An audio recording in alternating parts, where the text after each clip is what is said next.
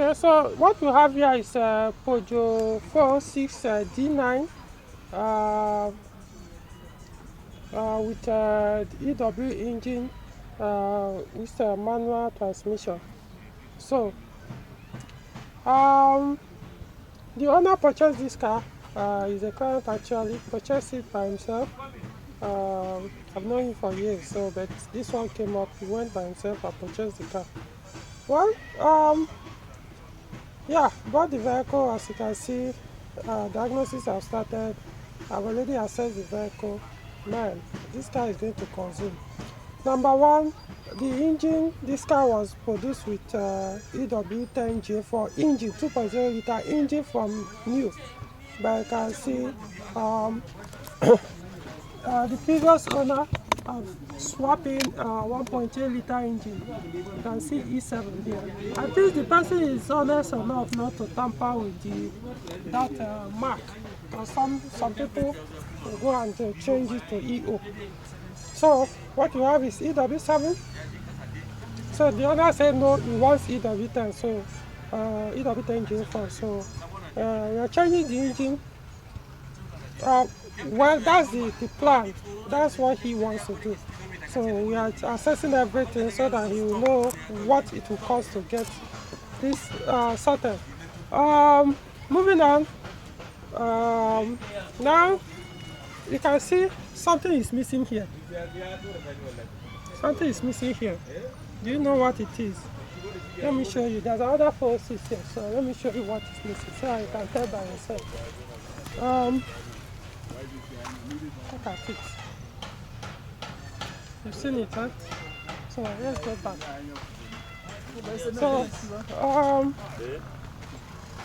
So this is what is missing, which is the ABS block or ABS pump. So well, you can see the connector here. The connector is still here. No, the wire is stuck in somewhere. So this is the connector anyway. So you can see they bypass the ABS block completely and will connect it directly to the master cylinder. So meaning that you have to buy the ABS block again and then restore the connection back to it, because there are some parts that will need to be procured which are already missing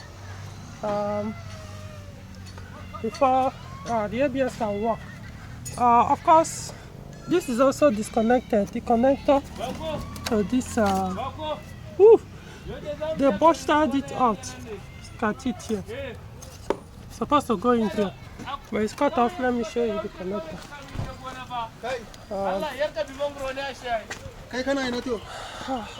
So you can see it here. So as you can see, this is the color of the wire. Red. Let me take it because it's going to help me when I'm going to reconnect it. Because they cut. You can see red wire goes to this side of the connector, while the green wire goes to this other side. That should be.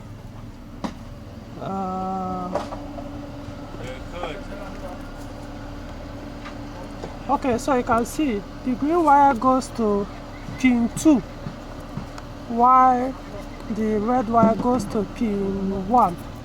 Okay, so that makes sense now. So from this video, when it's time for me to reconnect it, I'll watch it again. Of course, the green is negative. Green with yellow stripe or basically white stripe. Okay, because without this thing, the ABS will give you trouble. The braking system. Oh. Okay. So, as you can see, even though the colors are not exactly the same, but I can tell the one that is negative. So this is the negative one. So the negative will be going to. I hope it's even the negative. Wow. It doesn't have that white stuff.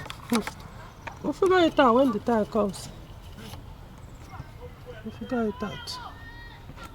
Okay, so that is it. So we're going to buy the ABS block and mount. So changing the engine, we are changing only the engine, not with the accessories. You will only buy, remember the engine is just this, so buy it, then swap in the accessories. And but we are changing the alternator. This alternator is giving less than 13 volts with the engine running, though the fan has been bypassed obviously. So what is going to happen is, well, I know even when I reverse the fan back to factory, which I don't know yet. I've looked at it. I may end up changing the fan harness, or if I get another furnace, I will use it to reverse this one back to factory. Because the bushing they did there, it will be difficult for me to even figure out with wiring schematics. So I won't bother with schematics. I will rather use another vehicle and do my continuity and then do the reversal. So the alternator is going. Now the engine misfires. As you can see, I've actually checked fuel pressure. So the engine misfires, but there is low fuel pressure. So the misfiring could be as a result of low fuel pressure or injector or spark plug. As far as I'm concerned, the ignition coil is okay. It's not showing the misfire. I scanned the vehicle, the misfire didn't come up, but it's misfiring. So most likely it will be the low fuel pressure that's causing it. So I'm going to come to this, what is causing the low fuel pressure, as I'm addressing this. From the engine bay,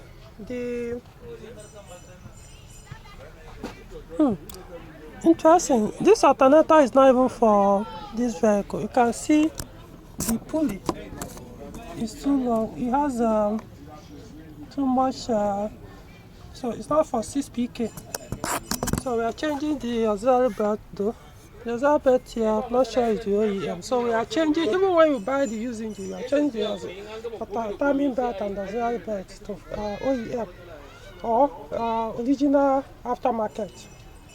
So, and if after mounting the engine, we confirm that the injectors, because these are EW10J4 injectors, the engine is running, this is EW7J4 engine, which is being run with EW10J4 ECU. So, so in that case, we are not touching the ECU.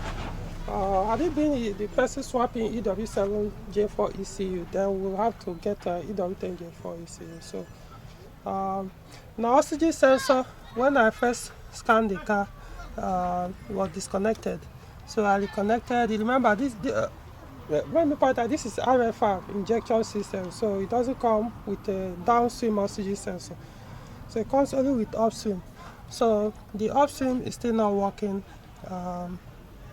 We may have to remove the exhaust, the sensor from the exhaust, to be sure the wire didn't cut anywhere. If the wire is intact, then we'll have to change the sensor. The EGR valve was also disconnected when I did my diagnosis, and it showed it was disconnected. So I plugged it back, started the vehicle, started working. So we are not changing that. So basically every other thing here, the map sensor is for, it's not actually for this engine ECU. So I'm going to change this map sensor and put the correct one. So let's move on from here. There are other things my mind is not coming to. Obviously, they bypass the fan, so I don't expect the thermostat to be here. Hopefully, the engine will come. Engine we're going to buy will come with thermostat. Hopefully. So moving on. Now the AC. The compressor comes up, it wasn't chilling as good as I would want to, because especially in 406, I know how good 406 AC chills. It wasn't chilling that, but it was chilling. However, it has been bypassed. It bypassed the control, so it doesn't work anymore. I wonder who is calling. So if you put on the AC like this, it won't work. So you have to keep powering it until you get to this point before it comes off. So even without me checking it, they've done the bypass from the blower. That's where they've done the bypass. I want to believe, so I've not checked, but I know that's where they usually do it. So most likely the BSI unit, the relay on the inside the BSI unit that controls the AC compressor has failed. So they now went and did the bypass here. If that is the case, what I will do first, I will reverse it. After reversing it back to factory, and if the compressor still refuses to work, then I'll have to remove the BSI. I have someone that does that repair. They will change the relay, the failed relay inside the BSI for me. So that's it. Yeah, of course, the cable too has a problem. Though it will be sorted out by the person I'm working with is already the person that will sort it out. You can see some construction they did here. So see the stuff they did here. So because of this construction, and they also did here. So because of this, it moves from, if you want to engage, say it again. It says from gear 2. Instead of you to put it in gear 2, it will come gear 4. Okay, because I'm not driven the car, I came and met it this way. So in that case, we just have to change the complete cable. That's the only way out. So there's quite a number of work to be done on this car. This one. Oh, it's broken as well. Can leave it.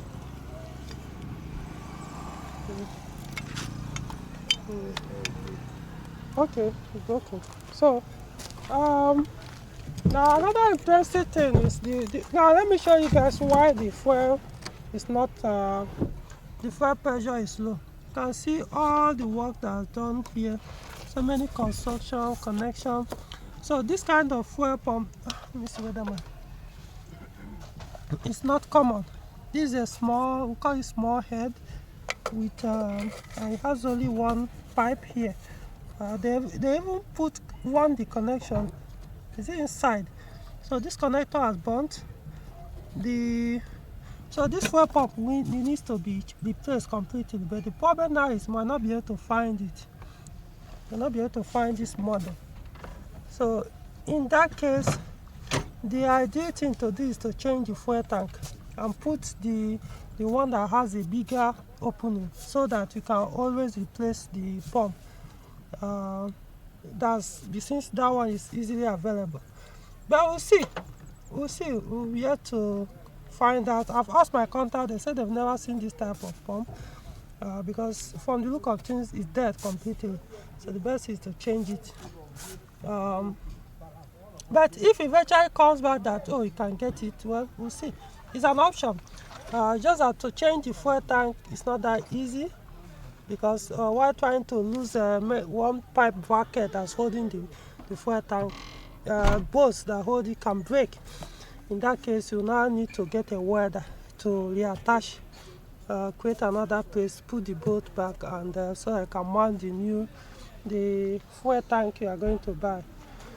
I don't know how much they sell the fuel tank now, but they are available. So just showing you guys, the AC vents, one of them was actually pulling out. I don't know. I had to find a way to deal with this. Anyway, this was our secondary. This is showing, as you can see, it seems somebody have tried to swap in another instrument panel here, because it's showing, it seems the oil level gauge is not working as well. Or maybe this connector. We'll check out all those things. You can see it's showing 9999. So from the look of things, it's still the same BSI the car came with from new. Most likely the same engine. This engine is here from the PP2000. So I can see as I switch on ignition, but look at where it stopped. 22 psi. So instead of 50 psi. So the fuel pump In fact, the entire assembly, not just the pump, dead. Okay, so that's basically it, and a lot of work I need to do. I'm not driving the car, so I don't even know the condition of the suspension, you know, and the rest, but so far, these are the works I have to be dealt with. Okay, so I have to discuss with the owner, list out all these things I'm mentioning here in this video, and we'll see where we can go from. And it's up to him to decide what he wants to do, where he wants to start. I mean, he just bought the car, so what are you gonna do?